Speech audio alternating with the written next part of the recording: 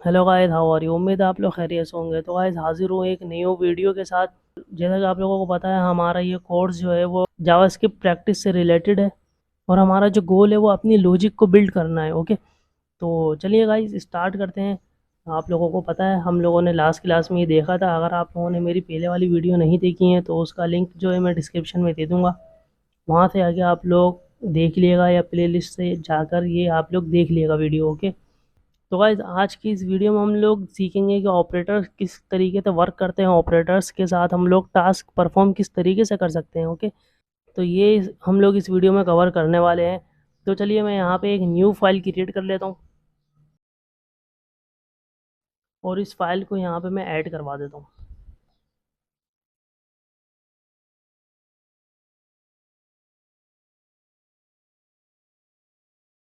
Okay, हमारी जो file है वो यहाँ ऐड हो चुकी है। जावास्क्रिप्ट के अंदर ना दो ऑपरेटर्स ऐसे हैं जो बहुत ज़्यादा यूज़ होते हैं। एक और ऑपरेटर्स, तो ये जो है हमारे और ऑपरेटर्स हैं। ओके, ये और ऑपरेटर्स है। और एंड ऑपरेटर हमारा कौन सा होता है, ये हमारा एंड ऑपरेटर है। ओके, तो मैं यहाँ पे इसको कमेंट कर देता हूँ। अच्छा, यहाँ पे देखें ये वर्क किस तरीके से करते हैं। मैं यहाँ पे लिखता हूँ कंसोल डॉट लॉग। मैं यहाँ पे लेता हूँ 20 मैंने वैल्यू ली, और का साइन लगाऊंगा, उसके बाद मैं यहाँ पे लिख दूंगा 30। तो आप मुझे बताएं आंसर क्या आएगा, जल्दी से कमेंट्स में लिखें क्या आएगा आंसर।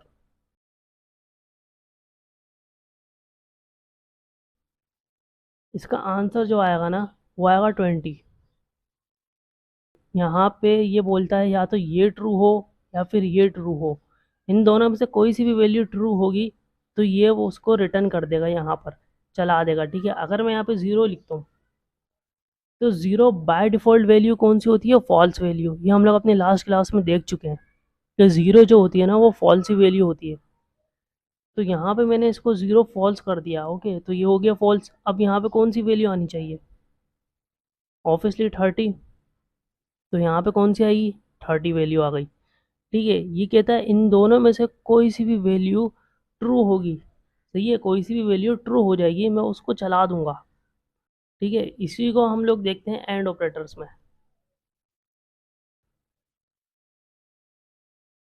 मैंने यहाँ पे लिया 20। ठीक है, एंड यहाँ पे लिखता हूँ मैं 30। तो आंसर क्या आने वाला है, जल्दी से कमेंट्स में बताएं।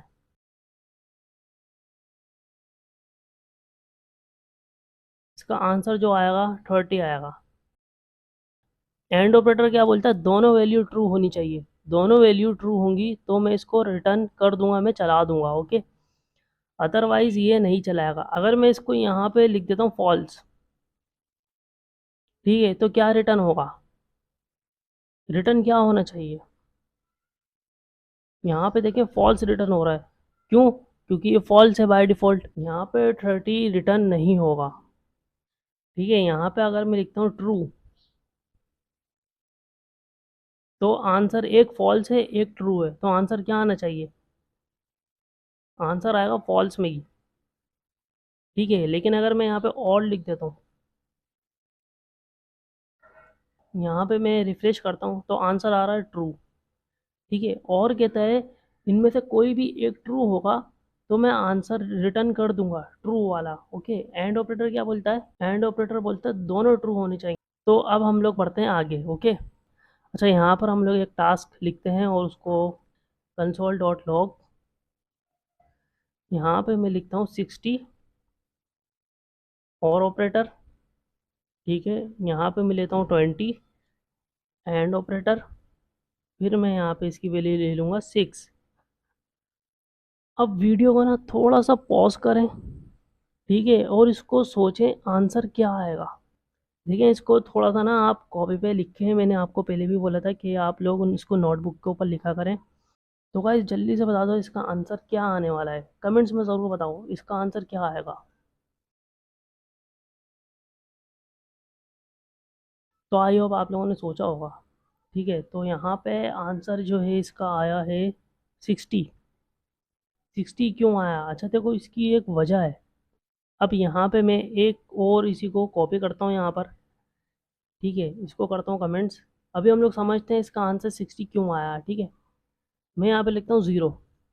तो अब आप बताएं आंसर क्या आने वाला है, क्योंकि फर्स्ट टाइम इसने 60 चलाया था। ठीक है, सेकेंड टाइम इसको आंसर क्या देना चाहिए। यहाँ पे ये 0 है, 0 का मतलब यहाँ पे ये फॉल्स है। ओके, तो अब आंसर क्या आने वाला है, आंसर आएगा इन दोनों में से ही। लेकिन इन दोनों में से आंसर कौन सा आएगा ये आप मेरे को कमेंट्स में बताएं जल्दी से।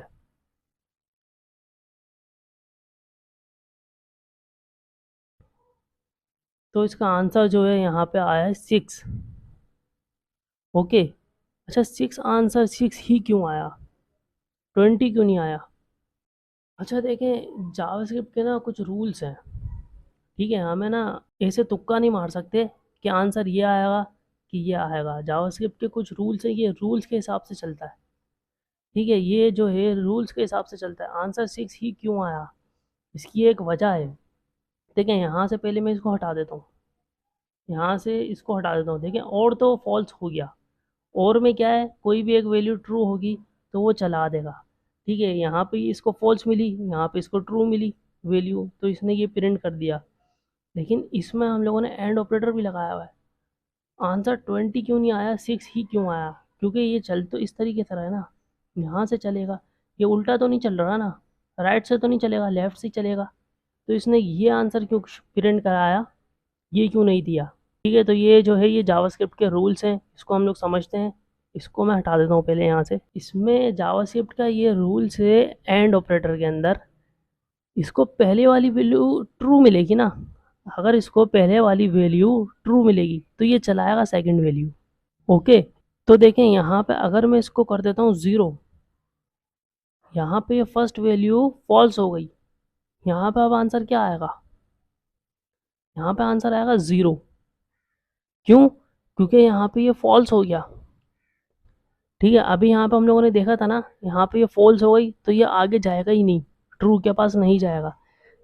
0 फॉल्स ही वैल्यू होती है। ठीक है, इसकी फर्स्ट वैल्यू फॉल्स हो गई है तो ये यहाँ पर ये जाएगा ही नहीं, यानी ये कंडीशन ही नहीं चला रहा है, ये इसको चेक ही नहीं कर रहा है। ठीक है, सिर्फ यहाँ पे 0 प्रिंट हो गया, ये पूरी कंडीशन चेक ही नहीं हो रही है, आगे जा ही नहीं रहा है इसके पास। और इसको जावा स्क्रिप्ट के अंदर शॉर्ट सर्किटिंग कहते हैं। ओके, तो ये इंटरव्यू का सवाल है, आपसे पूछा जा सकता है। तो आई होप यहाँ पे आपकी समझ आया होगा। तो यहाँ पे एक और टास्क करते हैं, अब तो आप लोग बता ही दोगे, कमेंट्स में ज़रूर बताना गाइस। और वीडियो को पॉज करके सोचा करो, ठीक है, कि आंसर क्या आने वाला है, और कमेंट्स में ज़रूर बताओ कि यह आंसर आएगा। ओके, अब आप मेरे को बताइएगा आंसर क्या आएगा कमेंट्स के अंदर। ओके,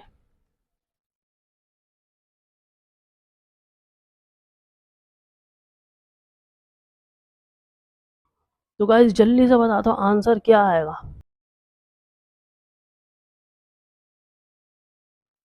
तो इसका आंसर जो है वो आएगा 60। ठीक है, क्योंकि यहाँ पे ये इसको फॉल्स मिल गया, ये फॉल्स हो गई तो ये वैल्यू चलाएगा ही नहीं। और ऑपरेटर कहता है कि कोई सी भी एक वैल्यू ट्रू हो गई, अब ये तो पूरी फॉल्स है।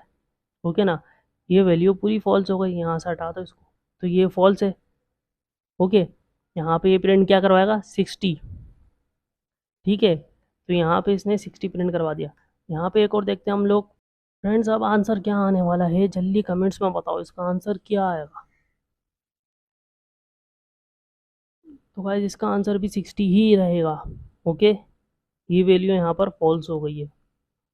तो आई होप आप लोगों की ये समझ आ रहा है कि ये एंड ऑपरेटर और ऑपरेटर किस तरीके से वर्क करता है। ओके, चलो एक लास्ट टास्क और करते हैं हम लोग, ठीक है, फिर वीडियो को एंड करते हैं।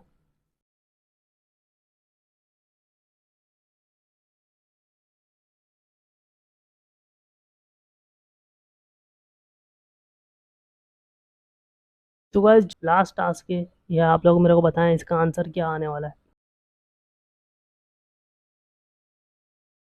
आई होप गाइस आप लोगों ने सोचा होगा, तो इसका आंसर जो है वो आ रहा है ट्रू। अब इतना तो पता ही होगा ट्रू क्यों आ रहा है, क्योंकि ये 0, ये फॉल्स नहीं है। ठीक है, ये फॉल्स क्यों नहीं है, क्योंकि ये स्ट्रिंग के अंदर है।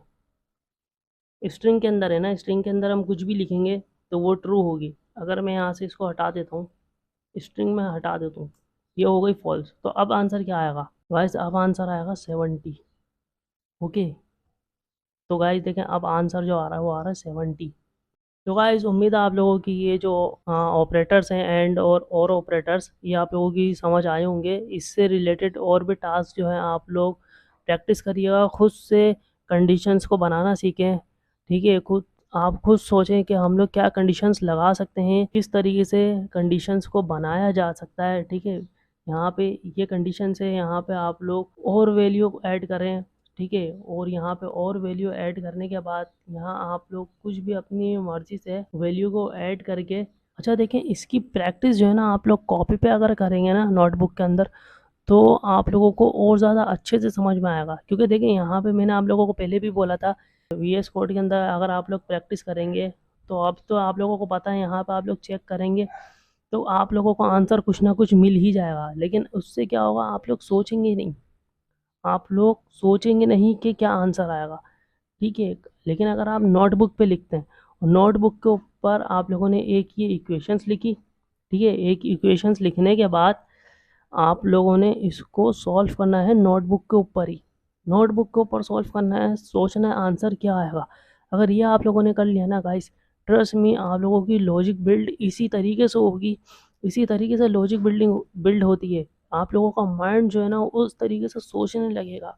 और ये एक बेस्ट प्रैक्टिस है नोटबुक के अंदर। लोग बोलते हैं नोटबुक तो यार पुराना तरीका हो गया है और नोटबुक के ऊपर काम नहीं करना चाहिए, VS कोड के ऊपर डायरेक्ट कोड एडिटर के ऊपर करो। गाइस ठीक है, कोड एडिटर के ऊपर ही वर्क होता है, लेकिन अगर आपको अपनी लॉजिक बिल्ड करनी है और एक अच्छा डेवलपर बनना है, ठीक है, जावास्क्रिप्ट के अंदर अगर आप लोगों को मास्टरी हासिल करनी है तो आप लोगों को नोटबुक का यूज़ करना पड़ेगा।